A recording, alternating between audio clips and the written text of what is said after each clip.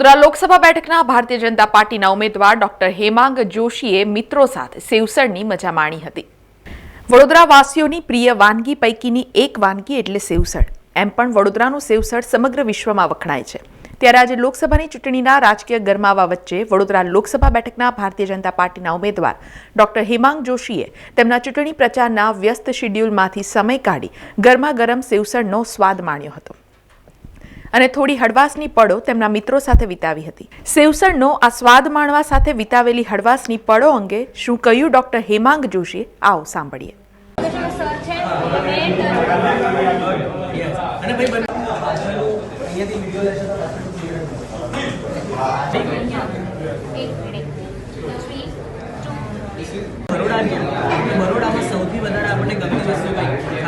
આજના સમગ્ર કાર્યક્રમ દરમિયાન વિવિધ વિસ્તારમાં ફર્સ્ટ ટાઈમ વોટર્સ અને યુવા મતદારો સાથે સંવાદ કરવાનો માટેનો સમય અમે અનામત રાખેલો। આની પહેલાં જ એક ક્લાસીસની અંદર યુવા મતદારો સાથે સંવાદ કર્યો અને હવે સિટી વિસ્તારની અંદર સેવ ઉસળના એક પ્રખ્યાત સેન્ટરમાં યુવાનો સાથે સેવ ઉસળ ખાતા વિકસિત ભારતના સંકલ્પની ચર્ચા અને મતદારોના આકાંક્ષાઓ અપેક્ષાઓ શું છે, યુવાનોની આકાંક્ષાઓ અપેક્ષાઓ શું છે તે બાબતે ચર્ચા કરવાના છે।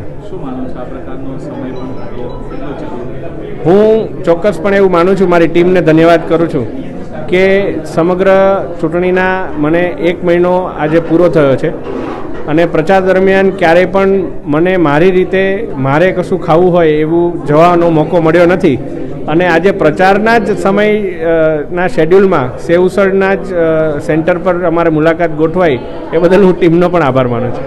સમાચારોના સતત અપડેટ માટે TNN ન્યૂઝને YouTube પર સબસ્ક્રાઇબ કરી બેલ આઇકોન પ્રેસ કરો અને અમારી સાથે જોડાયેલા રહો Facebook, Instagram અને Twitter ઉપર।